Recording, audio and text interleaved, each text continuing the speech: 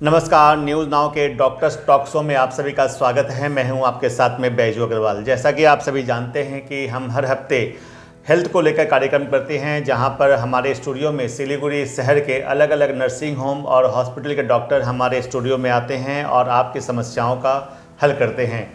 पिछले 1 साल से जो है हम अलग अलग टॉपिक पे जो है कार्यक्रम कर रहे हैं, जहां पर हर विभाग के डॉक्टर हमारे स्टूडियो में आकर आपकी समस्याओं का हल ढूंढने की कोशिश कर रहे हैं। आज हमारे स्टूडियो में मौजूद हैं डॉक्टर सर्वनन रामानाथन। हम आपको बता दें कि डॉक्टर साहब प्रोक्टोलॉजिस्ट हैं, लेप्रोस्कोपी और लेज़र सर्जन हैं और नियोटिया गेटवेल में डॉक्टर साहब प्रैक्टिस करते हैं। हम आपको बता दें कि गुदा का रोग जो है ये बहुत तेज़ी से फैल रहा है और बात करें तो रेक्टम और एनस में होने वाली बीमारी जो है काफ़ी बढ़ती जा रही है और इनमें से जो है पाइल्स हुआ, फीसर और फिस्टुला, ये 3 जो नाम हैं, ये नाम से हर कोई परिचित है।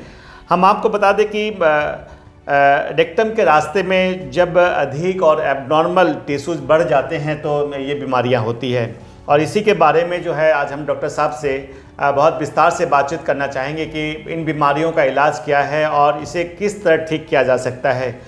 हम आपको बता दें कि इन दिनों जो है टेक्नोलॉजी काफ़ी डेवलप कर गई है और टेक्नोलॉजी के वजह से जो है बीमारियों का इलाज भी जो है सहज हो गया है।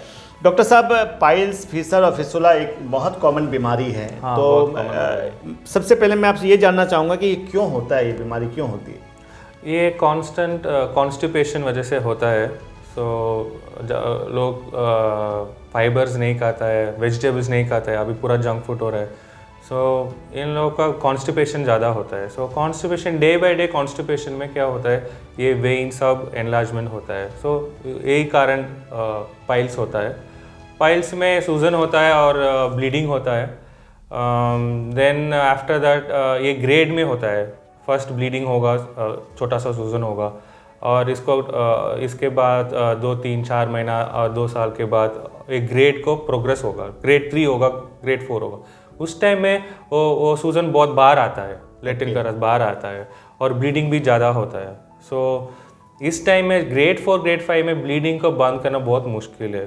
हीमोग्लोबिन रिड्यूस हो जाएगा, डिक्रीज हो जाएगा। वो बहुत खतरनाक है। और दूसरा चीज़ है, ये पाइल्स है। दूसरा है ये फिशर है। ये फिशर में ब्लीडिंग नहीं होता है, बट बहुत जलन होता है और बहुत दर्द भी होता है। रेटिन करने के बाद पेशेंट का इतना दर्द होगा, लाइक डिलीवरी पेन जैसे दर्द होगा। ये फिशर होता है। फिशर मतलब वो चोट जैसे है लेटिन का रास्ता में। और तीसरा है फिस्टुला है।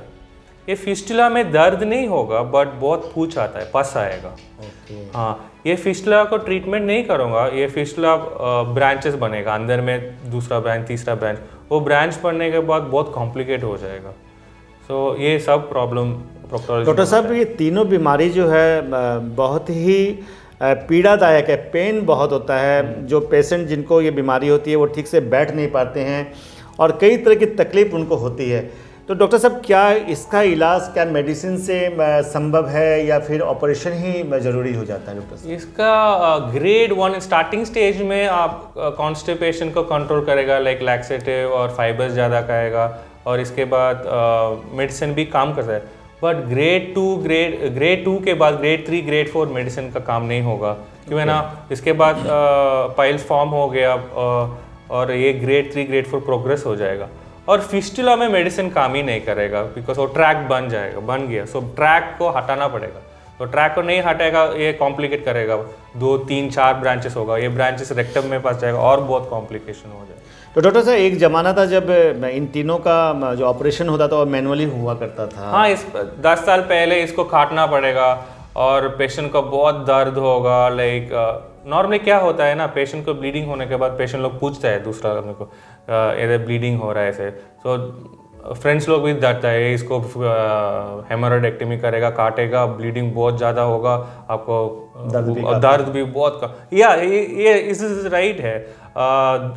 ऑलमोस्ट 10 साल 5 साल पहले हेमोरेक्टमी करता है ना, उस टाइम बहुत दर्द होगा। 1 महीना ऑपरेशन के बाद दर्द होगा और पोस्ट ऑप कॉम्प्लिकेशन बहुत ज़्यादा था। बट अभी क्या है ना, अभी लेटेस्ट टेक्नोलॉजी है प्रोक्टोलॉजी में, लाइक 3 साल लेज़र आ गया। लेज़र का बेनिफिट बहुत अच्छा है। क्या क्या एडवांटेज है डॉक्टर साहब लेजर सर्जरी का? लेज़र के लिए ना ये डे केयर जैसे प्रोसीजर है, ये 1 दिन का प्रोसीजर है। और लेज़र में क्या होता है, छोटा सा ये पेन है ना आपका पेन, ओके, इस पेन का ये इस छोटा होल में लेज़र डालेगा। लेज़र डालने के बाद लेज़र एब्लेशन कर सकता है, इतना छोटा होल। सो आप सोचिए इतना छोटा होल में आपको कैसे पेन होगा। सो इसलिए पेशेंट और पेन भी नहीं होगा और बेनिफिट भी बहुत ज़्यादा है। ब्लीडिंग नहीं है, ब्लीडिंग 10% होगा, क्यों ना पेन को भी इतना छोटा होल करने में ब्लीडिंग हो सकता है। सो छोटा सा ब्लीडिंग होगा, बट लेज़र करने के बाद आफ्टर 24 आवर्स पेशेंट बोलता है सर आपने सर्जरी कुछ किया, ऐसे बोलता है पेशेंट। डॉक्टर साहब पहले जो नॉर्मल ऑपरेशन हुआ करता था, काटा जाता था, उस समय 1 घंटा 1.5 घंटा 2 घंटा बहुत समय लग जाता था। हाँ, लेजर ऑपरेशन में कितना समय लगता है, मैक्सिमम कितना समय? मैक्सिमम लेजर ऑपरेशन 15-20 मिनट्स में हो जाएगा, बट हेमोरेक्टमी करने के टाइम में 1 घंटा 2 घंटा होगा। और हेमोरेक्टमी में कॉम्प्लिकेशन भी है, हेमोरेक्टमी करने के बाद ब्लीडिंग ज़्यादा होता है। सो पेशेंट का लाइक डायबिटिक पेशेंट का आप हेमोरेक्टमी करेगा, वो वुंड हीलिंग ही नहीं होगा ना। डायबिटिक पेशेंट का हीलिंग बहुत कम है। सो इन लोगों का बहुत काटेगा फेंकेगा, बहुत हीलिंग भी कम होगा और उनको टाइम भी बहुत ज़्यादा लगेगा हीलिंग होने के लिए। और नॉर्मल पेशेंट के लिए दर्द एटलीस्ट हेमोरेक्टमी में 2-3 हफ्ते होगा, बट ये सब लेज़र में वॉश हो जाता है। दर्शकों, हम जो है पाइल्स के बारे में, फिसर और फिसुला के बारे में हैं, डॉक्टर साहब से बहुत विस्तार से बातचीत करेंगे। अगर आप में से अगर किसी को भी पाइल्स है, फिसर है, फिसुला है, तो आप डॉक्टर सर्वानंद रामानाथन से जो है नियोटिया गेटवेल में जाकर आप सलाह ले सकते हैं। डॉक्टर साहब सुबह से लेकर शाम तक वहाँ पर अवेलेबल रहते हैं। और आज हम जो है पाइल्स, फिसर और फिसुला के बारे में जो बहुत सारी जानकारी आपको हमें है नहीं, वो सारी जानकारियाँ हम डॉक्टर साहब से लेना चाहेंगे। डॉक्टर साहब, अगर हम बात करें लेज़र सर्जरी की, तो इसमें फ़ायदे क्या क्या हैं? छोटे से छोटे फ़ायदे क्या है इसमें? लेज़र सर्जरी में फ़ायदा क्या है ना, सर्जरी 20 मिनट का प्रोसीजर है और ये आपको इतना ब्लीडिंग नहीं होता है। सो पेशेंट का डेट डिस्चार्ज जल्दी होता है। और पोस्ट ऑपरेटिव पेन, मेरा patient almost like most of the patient बोलता है पेन ही नहीं है।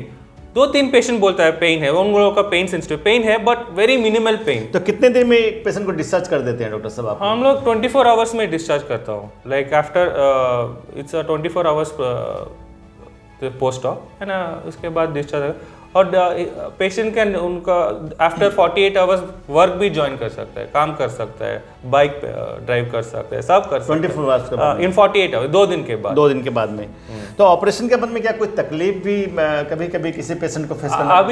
अभी तक मैंने ये लेज़र सर्जरी मैं सिलीगुड़ी में ऑलमोस्ट 4 years बैक मैंने आई स्टार्टेड डूइंग।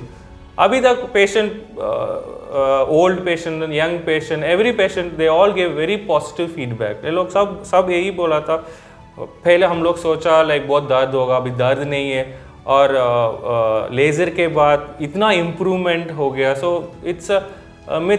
कोई समटाइम्स हैपेंस, पेशेंट लोग they ask the neighbour and all, उन लोगों को लेज़र पता नहीं है, सो डरता है पेशेंट को, ऐसे फॉल्स इन्फॉर्मेशन दे और लेज़र करेगा आपको ये होगा, ये कुछ नहीं है। तो इवन माई पेशेंट वापस आता है, बोलते हैं सर इतना अच्छा हो गया, बट पहले we were like like doubtful, but अभी 3 साल हो गया अभी अच्छा है, 2 साल हो गया अभी अच्छा है। ऐसे I got very good feedback. So it is अच्छा है। दर्शकों, अभी भी जो है पाइल्स, फिसर और फिसुला के बारे में बहुत गलत धारणा है, लेकिन हम आपको बता दें कि अगर समय से इलाज किया जाए तो पाइल्स को, फिसर को और फिसुला को जो है ठीक किया जा सकता है। और डॉक्टर साहब ने जैसा बताया कि लेज़र के माध्यम से अगर ऑपरेशन होता तो ये बहुत सहज होता है और इसमें जो है पेशेंट को किसी भी तरह की तकलीफ नहीं होती है और पेशेंट बहुत जल्दी ठीक हो जाता है। डॉक्टर साहब, अगर हम बात करें डायबिटीज़ की जो रोगी हैं या फिर ओल्ड एज हैं जो, उनको लेज़र कितना यूज़फुल है? लेज़र इस मैं बोलेगा डायबिटिक के लिए बून है। इट्स लाइक क्या है, बहुत एडवांटेज है। लाइक पहले हम लोग नोकिया फ़ोन यूज़ किया, अभी स्मार्टफोन, ऐसे है लेज़र। क्यों है ना, वो हेमोरेक्टमी में क्या होता है, टिश्यू काटना पड़ेगा और बहुत ब्लीडिंग होता है, वुंड हीलिंग बहुत टाइम लगता है। So very pain sensitive patient, old age patient को बहुत पेन होता है हेमोरेक्टमी और ओल्ड प्रोसीजर्स के बाद। बट लेज़र में मैंने बोला ये पिन पॉइंट माइक्रो सर्जरी है, माइक्रो एबलेशन, दैट्स लेज़र इतना छोटा होल में हम देता है ना, सो उन लोगों का पेन नहीं होता है एंड वो वुंड हीलिंग आफ्टर 48 आवर्स वो मार्क भी नहीं होता है, there is no mark at all after 48 hours, you can see the mark also, so it is very advantage. तो लेज़र के माध्यम से आप लोग ये जो रेक्टम में जो टिश्यूज एबनॉर्मली बढ़ जाते हैं उनको आप लोग क्या करते हैं, जला देते हैं क्या? हाँ, लेज़र के ये छोटा होल से वो हेमोरॉइड का एपेक्स, हेमोरॉइड क्या है, वेन गॉट डायलेटेड हो रहा है, सो उनको रूट कॉज को लेज़र छोटा होल से लेज़र जाने को एबलेशन करता है, सो ब्लड सप्लाई श्रिंक हो जाता है, पूरा हेमोरॉइड ऐसे था and it's get shrink because root में आप लेज़र दे रहा है ना, उनको ब्लड सप्लाई आपको पूरा बंद कर रहा है, सो पूरा श्रिंक हो जाएगा हेमोरॉइड, इट हील्स फास्ट। तो डॉक्टर साहब पाइल्स और फिशर और फेसुला को कंट्रोल में रखने के लिए अगर हम जीवन शैली के लाइफस्टाइल की बात करें तो क्या क्या करना बहुत ज़रूरी है? नॉर्मली ये पाइल्स एंड ये फिशर सब मेन रीज़न इज कॉन्स्टिपेशन है।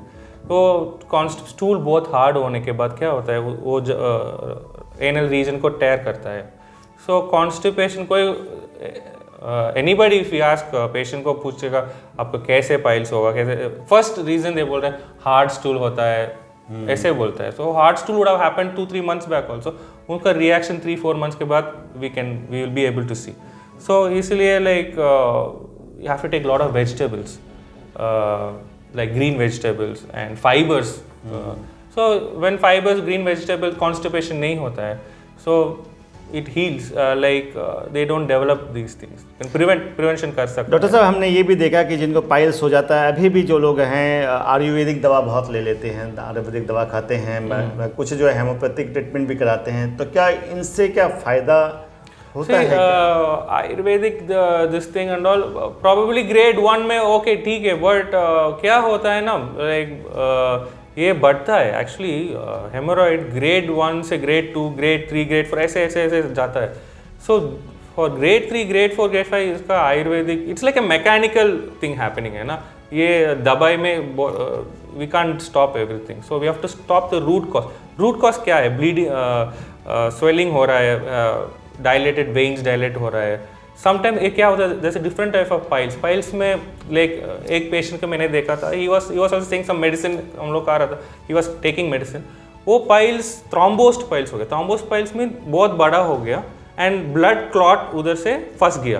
अच्छा, सो थ्रोम्बोस्ड पाइल में बहुत पेशेंट को बहुत दर्द होता है, like they won't be able to sit also, stand also, इतना दर्द है, so we have to evacuate, with a laser we evacuated the thrombosed piles and piles को भी हम लोग ठीक किया, so patients are very happy, so ये माइंड में सोचना चाहिए लाइक आप ट्राई कीजिए ayurvedic but everything, but after certain period वो ब्लीडिंग बंद नहीं होगा, ये प्रोग्रेस हो रहा है, you have to come and see the doctor, self medication मत। डॉक्टर साहब का कहने का मतलब ये है कि सिर्फ मेडिसिन से जो है पाइल्स फिशर और फिसुला का ट्रीटमेंट बिल्कुल अच्छा हो जाएगा ऐसा नहीं है, आपको ऑपरेशन कराना ही पड़ेगा, एक टाइम में आकर ऑपरेशन आपको कराना ही पड़ेगा। इसलिए अगर आप में से किसी को भी पाइल्स फिशर और फिसुला है तो आप कम से कम अपने डॉक्टर से सलाह जरूर करें और आपके डॉक्टर आपको जिस तरह से सजेशन देते हैं उनके सजेशन को मान कर चले।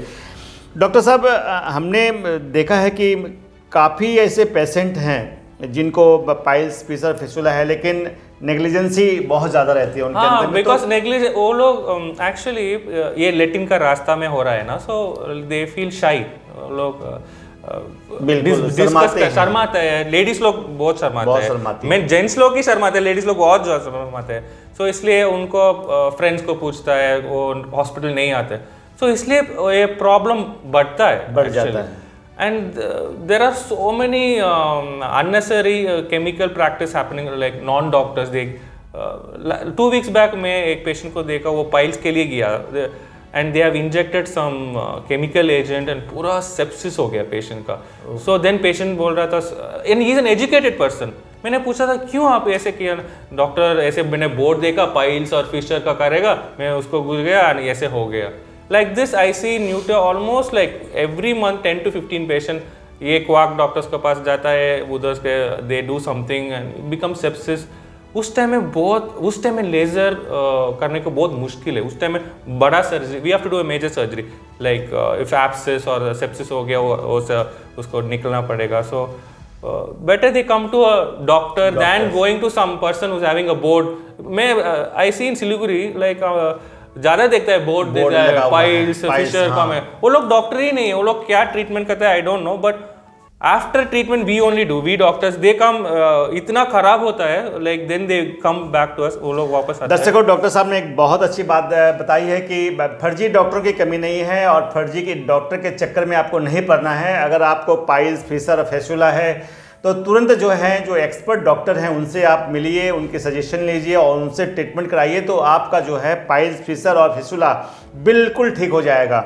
डॉक्टर साहब, लास्ट में मैं आपसे एक सवाल और करना चाहूँगा कि जो पेशेंट आपसे ट्रीटमेंट करवा रहे हैं उनका फीडबैक क्या होता है जब वो ऑपरेशन हो जाता है, उसके बाद में उनका क्या फीडबैक रहता है? Very good feedback, because like every patient, सब लोग फर्स्ट आने के टाइम में बोलता है, they are like sir most of my patient, वो लोग दूसरा ट्रीटमेंट आयुर्वेदिक करता है, lot of other treatment fail होता है, then last they come to us, you know, like then they, जब मामला बिगड़ जाता है तो तब आपके पास they don't come in the beginning, they try everything, Ayurveda, everything they try. I'm not saying Ayurveda is bad, but certain things it won't work, so we can't blame that. So they try all that other things and chemical agents, then after last they will come to us, and we are the last hope. They have to come to us that time, and they are happy because after laser every patient is like, sir आप पहले मैंने आना चाहिए था, हम लोग बहुत गलती किया।